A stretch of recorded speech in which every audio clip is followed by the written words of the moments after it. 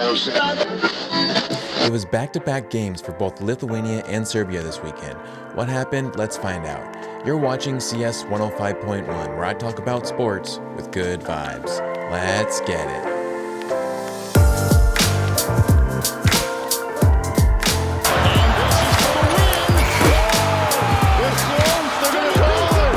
Let's try to get healthy. Let's stay together.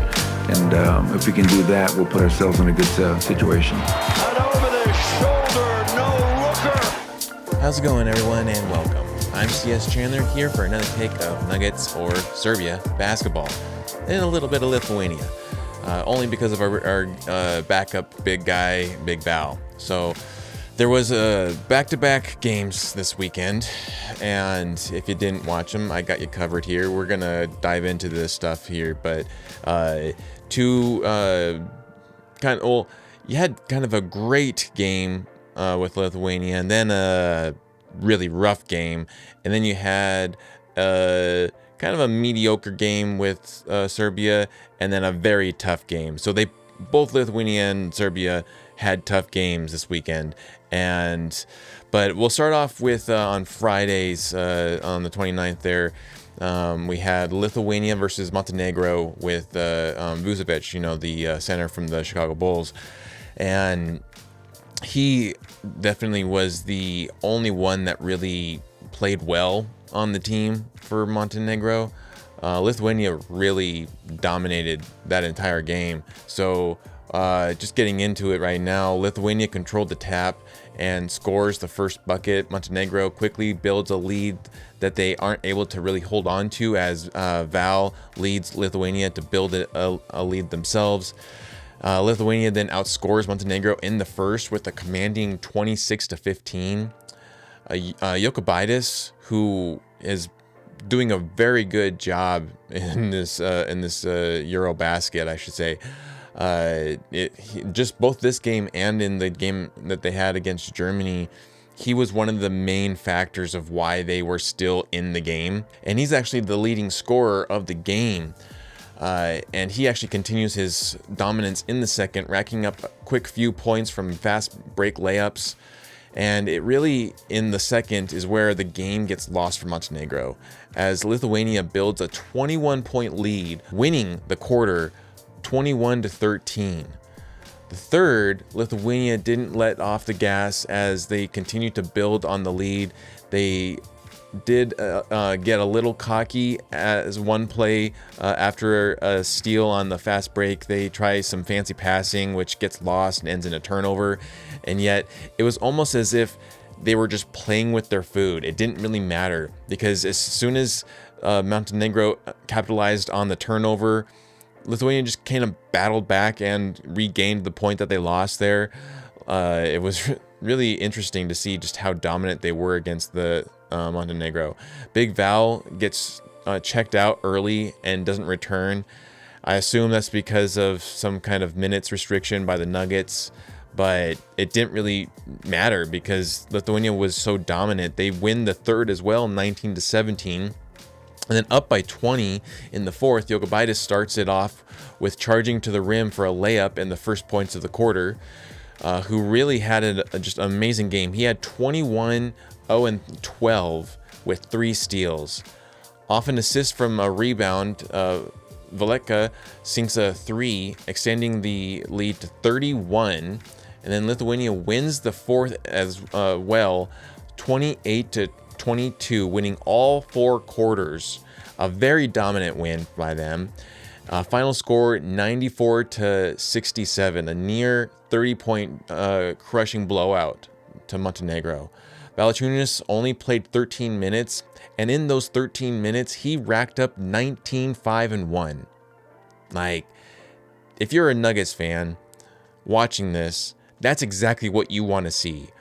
Our backup center just crushing it in EuroBasket. He had 8 for 9 in field goals, 5 for 5 in 3-point percentage, or in 3 points. Like, that's just amazing to see. He had an amazing game. Even, just in 13 minutes. I mean, come on. He was the third highest scorer of the game behind Vucevic, who had 20. And then obviously, again, Jokic had 21. So it was like 21, 20, 19. It's kind of fun. But then Serbia first Portugal. And I don't know what it was about the schedule here, but they had Serbia on 29th faced Portugal. And then on the 30th, they faced Latvia. And so Portugal is led by Keita. Latvia is led by Porzingis. It was almost as if they really wanted Jokic to play these centers from the Celtics. Luckily, Porzingis isn't a Celtic anymore, but still, because of this, I just can't stand either of those two guys.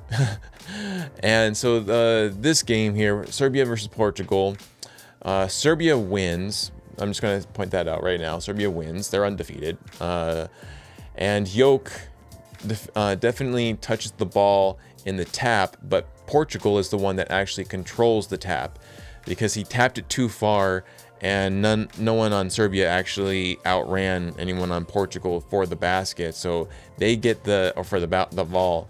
So Portugal gets the ball and the first basket of the game.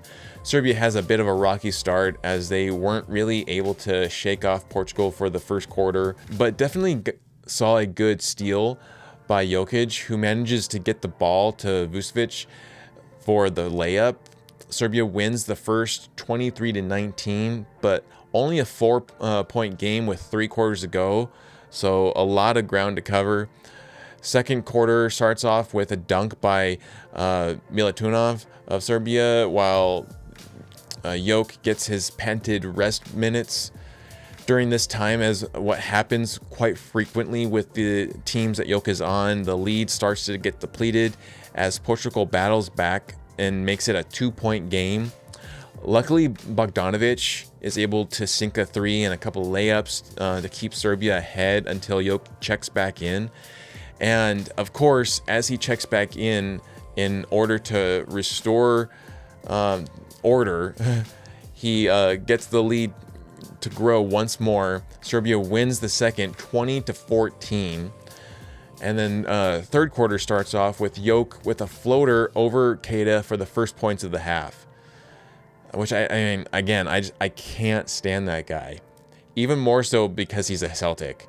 But he's just way too aggressive, I think, for my taste. And I know Europe play is aggressive, but he kind of takes that with him into NBA play as well, and it's just he's too aggressive. I know, and I'm okay with a level of aggressiveness, but he is too aggressive. That's just my thing. He's just too aggressive, and he's a Celtic, so that's the biggest. I think that's the biggest thing that I don't like about him, because he's a Celtic, but. A few minutes later, then Jokic drills a 3 at the shot clock buzzer to get the lead to 14. I'm not sure when it happened though. It might have been either in the second or in the third, obviously, because I can watch the full games here. But Bogdanovic injures his hamstring and checks out of the game.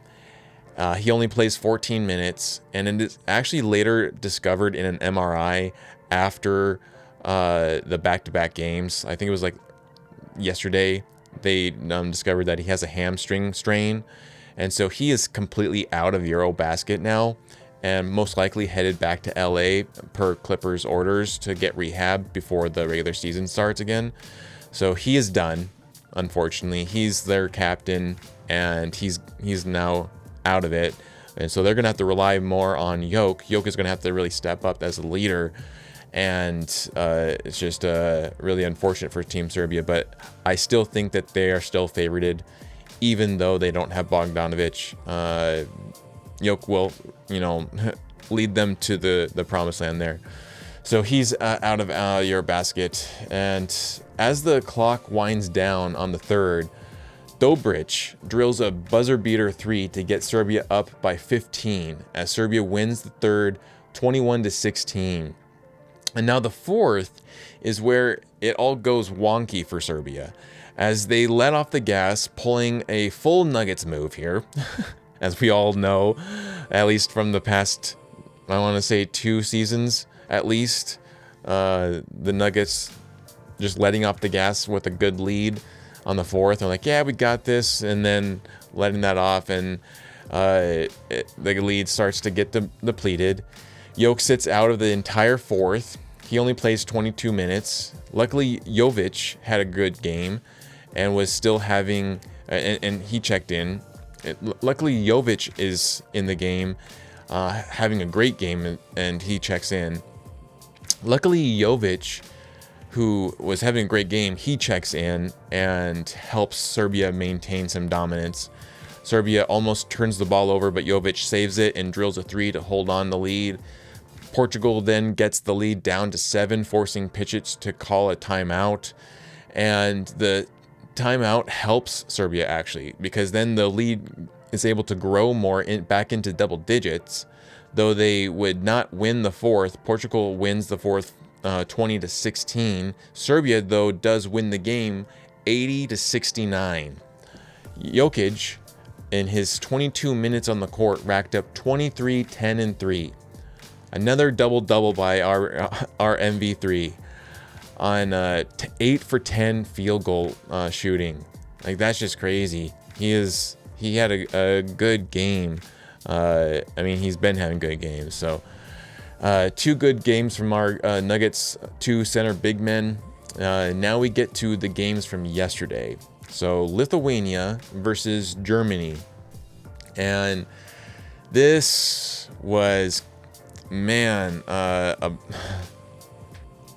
blowout. Like, I will just say Lithuania definitely got their ass handed to them on this one. They had been dealing the ass handing themselves. Now they received the ass handing. And Germany wins the tip, scores the first bucket of the game with a 3, follows it up immediately with a second 3 to gain a 6-point lead in the first minute of play. Jokic penetrates the defense to kick it over to Serdekis for a dunk and to get Lithuania on the board. Jokic then, the player that helps, once again, obviously, is the player that helps Lithuania eat away at the deficit and make it a 1-point game. And then with a setback 3, Nomarantis gives Lithuania a 2-point lead. However, the lead would not stay very long because then Schroeder reclaims it for Germany and causes Lithuania to just completely lose their momentum that they had built. Germany then cruises by and wins the first 32-20. Oh, good Lord. Second quarter, Germany scores the first bucket, and Theis leans into some bully ball with Valanciunas here. And he gets super aggressive, completely throws off Valanciunas, gets him frustrated. And so then when Valanciunas actually gets a chance to get a bucket, he gets the first bucket of the quarter, or his first bucket of the quarter, with a very passionate dunk. Like, you could tell he was very frustrated, and with some soul, just really dunked the ball, out of frustration there. So Lithuania just can't keep the same energy though going as Franz Wagner scores back-to-back 3s, extending the lead even more. Jokic is able to help chip the lead down and ends the quarter on an awesome one-handed banked shot plus the foul to get the lead down to 4. As Lithuania actually wins the second 27-23. However, that is the only quarter they win. This, however, gave a lot of confidence to the team that they could still win the game. But in the third, Germany just maintains aggressive play, which really throws off Big Val, causing him to turn the ball over in the beginning minutes of the quarter. Schroeder builds the lead for Germany to almost a 20-point deficit or lead. Credit to Lithuania, though, they really didn't stop. Nomarantis chips the lead again down and is able to make it a 9-point game off of a 3. Now, every time that Lithuania really had these kind of little spurts or these momentums going, Germany was right there to squash it. And Germany would win the third 28-25, and then start the fourth off with a bucket, and then on the other end, Theis gets an aggressive block leading to a fast break layup for Germany. So they make back-to-back buckets in the first minutes of the fourth quarter. Then this quarter really saw Germany just completely take over the game as they win it 24-16, and the game 107-88, giving Lithuania its first loss. Big Val also didn't really have as dominant of a game. He had, as he did the previous ones, with a 14-4-0 in 19 minutes of play. Shot 62% from field goal, didn't take any threes. It's almost like Germany read the scouting report very well, studied it, and then that was their execution. It was just to throw off Big Val because it worked, and it made sure he had less of a dominant game there. So they are now on the one-loss column section there, which sucks.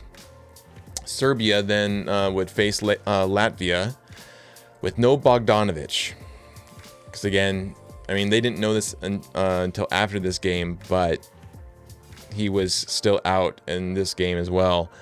So Jokic had to control the team himself, and Porzingis wins the tip for Latvia, but neither team is able to actually score a bucket in the first few minutes until Latvia gets on the board with a three. But Jokic wasn't going to let that stand as he gets Serbia on the board with a floater. And then I know Europe ball is more physical. I get that. But then there was this issue where Porzingis just straight up mauls Jokic, rips the ball out of his hands, and sends Jokic hurtling down to the ground on his elbow. And then allows Latvia to get on a fast break run out, and Porzingis gets a dunk from it. Latvia then tries to double team Jokic again after this and almost gets the ball, but Jokic is way too smart and is able to get it back and score a bucket, which then Porzingis, one of the guys on Jokic who was guarding him in that moment, takes the time to complain to the ref and try to say that Jokic fouled him, an offensive foul or whatever. And honestly, that is one of the biggest reasons why I hate Porzingis. I absolutely hate Porzingis. He is one of the players on my list I just can't stand. You know, like we all have those lists of players you can't stand. Porzingis is one of those players for me because I can't stand him. He is fine dishing out all of the aggressive plays that he does, pushing them over, like mauling them and everything. But then when it's returned to him, he can't take it. He cannot take the heat. He can only dish it out. He cannot take it, and will never be able to take it. Him being a Celtic definitely amps up a lot of my distaste for him. And I know he's not a Celtic anymore, and I don't think him being a Hawk is going to make me like him anymore, or hate him any less. I really just don't care for the dude. So Jokic really turns things up after this, and one after another possession scores back-to-back points, racking up 12 points in the first. Serbia wins the first 22-18. Second quarter starts with Vucevic drilling a three for the first points of the quarter, but then the non-Jokic minutes, Latvia is able to strike hard and get within 2 points before Jokic checks back in. And as soon as he checks back in, oh man, he gets a steal and a fast break, charging for a layup, which was beautiful. However, Porzingis is there to shove him down into the hoop stanchion, down to the ground, and it actually takes Jokic out. He lands on his elbow, lays on the ground there holding his elbow. He will actually leave the game for a few minutes. Thankfully, he would come back, but it's this right here where I'm glad he's playing for this team, you know, for Serbia. I'm glad he's getting his country time and everything, but I'm so worried that Jokic is going to get hurt before regular season even starts, and the Nuggets can't afford that right now. And so, like, I want him to win, but at the same time, I just want him to be safe and come home so it doesn't put the Nuggets in a bad spot. Like, that's all right now. Like, I want Serbia to win, like, go Team Serbia, but at the same time, I'm always going to be pro Nuggets first. So I just hope that didn't really mess anything up, and I hope that he gets some good enough rest to that won't even matter by the time training camp starts. He leaves, and in the minutes that he leaves, Latvia is able to reclaim the lead. So like they had built enough lead with Jokic out, or with Jokic in, and then Latvia, within those moments of him being out, is able to reclaim it. Jokic checks back in and says, "Nope, you're not gonna get this one," and he goes on a complete terror. His presence just ignites the entire Serbia team as Latvia tries their same tactics on Jokic, trying to throw him off with double teams, aggressiveness, and fouling him, trying to hide the fouls from the refs, but it doesn't work. And actually, Jokic goes up for a layup, gets fouled, and goes to the line. He gets the and one. Serbia is able to get the lead back up to 9, as both teams would tie the second at 20. The third quarter, Latvia scores first with the layup, making it again a 2-point game. Serbia would gain control of the game again as patented no-look pass from Jokic to Guduric for a layup would get the lead back to 8. And then in a spin and layup, Jokic plus the foul towards the end of the quarter, which is beautiful. The quarter would actually end with a pair of free throws by Vucevic to get the lead to 11. And then Serbia wins the third 25-18.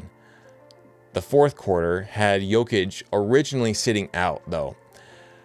But it was almost as if Pecic didn't want to play around with this game. Like, he knew the stakes and saw that this was the best team that they had faced so far.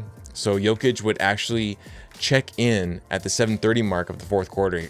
But before that, Latvia scores the first bucket off of a 3, and Dobric responds in kind with a 3 of his own to keep that lead the way it is. Jokic checks back in and assists Dobric for a couple more 3s that he makes. He was very hot from the beyond the arc in the fourth quarter there. With 2:30 left in the game, Serbia is up by 10. And yet somehow Latvia is able to score a layup plus the foul, and then Guduric turns the ball over and Latvia scores again with a 3, making it a 4-point game. Like, the end of this game was just insane. Porzingis finally gets called for a foul by grabbing Jokic's jersey, and the stupidest thing, like I'm telling you, he can't take the smoke. He can only dish it out. And so he literally fouls Jokic and then smiles and laughs at the ref for calling it on him, as if he shouldn't be called for that. Like, that is a foul. You can't grab someone's jersey. In any version of basketball, you can't grab a jersey. And here we are, and he's like laughing at the ref. Man, I can't stand Porzingis. I just can't stand him. And that dude, man. He has no class. He is classless. Porzingis is classless. I'm just going to say that right now. Serbia gets the ball on the side from this. Jokic is able to get the ball in the center of the court with the jump shot for 3. Gets the lead back up to 7. And then Latvia responds with Porzingis drawing a foul, making 2 free throws, followed by another 3 by a guy. I don't remember the player's name, but he drills a 3 to make it a 2-point game. And who comes in and saves the day? You guessed it, the MV3, should be MV5, as we all know, gets fouled, goes to the line and makes both free throws for Serbia to win the game 84-80. Latvia, however, does win the fourth quarter 24-17, but Jokic had his best game so far, and it really is unfortunate that the highlights don't even encapsulate it, because I'm pretty sure if they were to include his full game, it would just be primarily Jokic highlights. Jokic had 39, 10, and 4 on 63% from field goal in 31 minutes. A near 40-point game by the MV3. Like, that's just amazing. And how many points did Porzingis get, do you ask? Oh, a measly 14 points. That's right. For as arrogant as he is, Porzingis was nothing but a couple of good plays and complaining. And that complaining awarded him with a big old L that he can take home with him. This was the most difficult match Serbia has had so far in this tournament. They almost joined Lithuania in the one-loss column, but thanks to our guy Jokic, they were able to keep it together. So they're going to now have to rely really hard on Jokic and maybe Abramovich. It might be a rocky rest of the path, but I still think with Jokic on your team, you're going to win. So the biggest issue now is going to be probably either France or Germany standing in their way. Those are going to be the most difficult ones, I think, to take out, especially Germany right now, man. I was unaware of how dominant they were. I hadn't really been paying attention to them until now. I'm looking at them against Lithuania, and dang, were they really good. They were really good. Schroeder, who isn't that good in the NBA, is now like some amazing ball player in Europe. Like, it's so funny how there's so many of those kind of type of players who don't play well in NBA and then play amazing in Europe. Kind of makes you wonder. And so now Serbia's going to face Czech today, and I believe that's probably in like 9 hours from this when I'm making this podcast here. So it should be really soon, actually. But you know, hopefully Jokic can keep it all together. And I mean, the big thing for me is just that it's amazing to see again Jonas and Jokic playing well right now, and they're getting some time on the court in actual gameplay that will help them keep them well oiled for the regular season. My only fear is that our main our golden goose, as they say, Jokic, just he cannot get hurt. I mean, Luka for Slovenia, he already got his knee injured. I know he's playing fine right now. He scored a triple-double recently that was like a historic thing for EuroBasket and everything. But, I mean, he's... you got to wonder if that's going to come back at him, And now we have Bogdanovic out. So Clippers are hurting now. If that still extends into regular season for them, they're going to be without Bogdanovic for maybe a couple of days in the beginning of the season, or a couple of games. So, I mean, just I want them. The fact that EuroBasket is so physical right before regular season starts, like, play basketball, yeah, fine, but maybe don't play so aggressive that you're gonna get injured before regular season even starts. That's all my thing. So, but yeah, really good games. I mean, there's that Jokic 39 game against Latvia just really gives me, excites me for the new season, and especially when you have him making 39 points, you have Valanciunas making 19 points.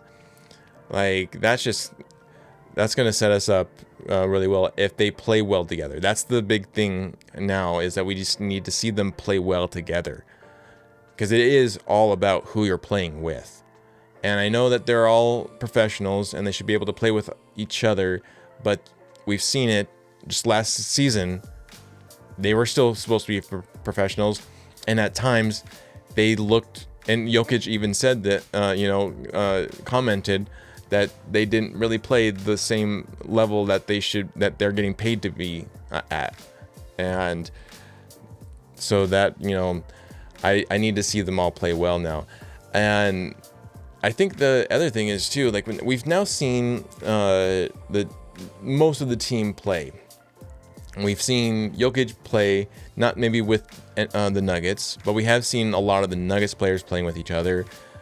Julian and Jamal and Peyton and who else? Zeke. All of them except for Cam, Tim Hardaway Jr. Those two. We haven't really seen them play with the guys. And I kind of want to see them play. I want to see them all play. Like, I know we're still away from summer or training camp, but I want to see them all play together. Like, especially, I think didn't Bruce got some time in with them too.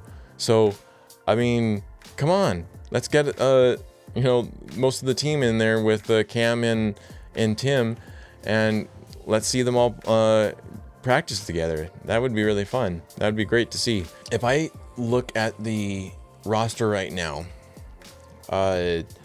obviously we're all excited to see Yoke play again. He's one of the main reasons why we all watch the Nuggets, for most of us. From second down from him is Jamal. He's the number 2, and we are all just constantly hoping that he has the year. Right, like we all start off every single off season, or either start or end every off season, start every regular season off with, this is the year of Jamal, this is the year of Jamal. And he starts slow, and then of course in the playoff shows up, except for maybe not so much, a little bit less playoff, but I would still say he is number 2. And I do think that this is going to be the year of Jamal, only because the fact that we are seeing him getting in shape. We haven't seen that before in a long time. Like, the last couple of seasons, he's been drinking and having fun, going on trips and everything. We don't really see him playing ball, and if he is playing ball, it's not really playing with the guys. To see him practicing with the team, building that chemistry, like, that is what I want to see every offseason from our guys, and here we have it. And so I strongly think that Jamal is going to have an amazing season. I feel it. This is going to be the year of Jamal. Christian Brown obviously is in the gym getting a lot of time, and I think he's going to be really good, but I don't think he's number 3. I think number 3 is obviously Mr. Nugget, Aaron Gordon. I think Aaron Gordon fell short of what he thinks that he could have accomplished last year, and I think that that's going to be a little chip on his shoulder, and he's going to come in even harder than last year, now that he's all healthy. Hopefully, knock on wood, he's healthy now. No more leg issues. Nothing. He's healthy, 100%. And he goes on. I would love to see him be an all-star. And then number 4 would be Christian Brown. I want to see Christian Brown be an all-star. I would love to see that, actually. I would love to see Christian Brown get a 50 ball. But then, obviously, we want to see Cam play well, because he's one of the, I would say he was the biggest trade that we actually had this offseason, because we traded one of our core guys for him. So trading one of your core guys, you want to make sure that that was a good trade. And I know on paper, it looks like he can be better than Michael Porter Jr., and we're all hoping so. And as long as Michael Porter Jr. just doesn't talk, I am going to focus primarily on his basketball skills and what we've seen of him as a Nugget. So that, compared to Cam, we want to make sure that that is a good one-for-one trade. Even though it really wasn't, we still gave some assets to the Nets there, Brooklyn. But so then after that, then we get into the bench. So, because obviously you want all 5 starters to be your top of, like, who you're hoping to do well and everything. I mean, obviously, who you're looking for, I should say, who you're looking for to do well. And then the next level I would say is then the backup 5 of most likely Brucey Brown, Valanciunas, and now Valanciunas is obviously the second biggest trade, and in some ways it feels like he was the best trade, I feel like, because it makes us have a legitimate backup center. He's a guy who has starred, he was the starting center for the last 3 teams he was on, for the Pelicans, the Wizards, and Sacramento. And now he's the backup for us. And we've seen him play now in EuroBasket and just crush it. So I'm very excited for him. We already know Brucey Brown, when he's in Denver, he's not the same cat that, you know, goes to the Pacers, to Indiana, to Toronto, to New Orleans. He's not that same guy. When he's in Denver, he's locked in. He is a different animal. And so I'm very excited to see Brucey Brown back doing the thing, like picking up from where they started or they left off. Like, let's get it. I'm very excited to see an actual backup center just crushing it the way that Valanciunas has been doing it in the EuroBasket. And then also after that, I would say it's then between Julian Strawther, Peyton Watson, and Tim Hardaway Jr. Obviously, Tim Hardaway Jr. is a new asset to the team, and we want to make sure that he does well. We already have seen what Julian and Peyton Watson can do, and so we're really hoping that they grow an improvement. But we've seen Tim Hardaway Jr. play for other teams, but we need to see him, the chemistry that he has with the rest of the team. So if that is there, then the hope is that he will actually be better too, right? So there's that. I hope that Peyton Watson really, I think, is the one that I'm looking for on the bench side to getting better. Just because Strawther has been there for, this is going to be his 3rd year. Peyton Watson's walking into his 4th year. So Peyton Watson has got to be better. That's the guy I'm looking for on the bench to just really step up. And then beyond that, obviously you have your Pickett, your Zeke. Like if the Nuggets can't use, let's say, Brucey B, and Jamal might, miss like a game. If Jamal misses a game and Brucey B is also missing a game on the same time, then who do you go to for your backup point guard? I would say that they would probably go with Pickett, and Strawther would be shooting guard, and would go back and forth between him and Tim Hardaway Jr. So I can feel kind of confident with Pickett being the backup point guard there. I mean, just mainly from what we've seen this last year. He got a triple-double. Was it against the Spurs? He got a triple-double there. And I think it was the same game that also Russell Westbrook got a triple-double. Which I keep on hearing. I thought Westbrook got traded to or signed a contract with the Kings. And yet here I keep on seeing that he's actually not, that's not official, and that he's without a team right now. But I'm pretty sure that he's going with Sacramento. It's kind of interesting. I don't know who to believe there. Because obviously, Shams has kind of been like a no-show lately. And so, there's been no real, big news from him. And so we're getting it from other sources that I don't really am 100% confident in. But for some reason, I'm seeing a lot of Westbrook is not on a team right now. And there's a chance that he won't be in the season for at least the first half. be interesting to see. But if the Nuggets are able to get him for trading no one or dismissing anyone, waiving anyone, then I would love to get him back on. Although maybe you could get rid of a fifth or a third stringer for him, I would be okay with that. So yeah, and then I think the bigger question too is, who are you most hoping will improve, Zeke or Peyton Watson? For me, it's Peyton Watson. There's a lot riding on him. There's a lot riding on Zeke too, though, especially for the salary that he makes, the contract that he has. Like, he has to be making the same amount of impact that would earn him that.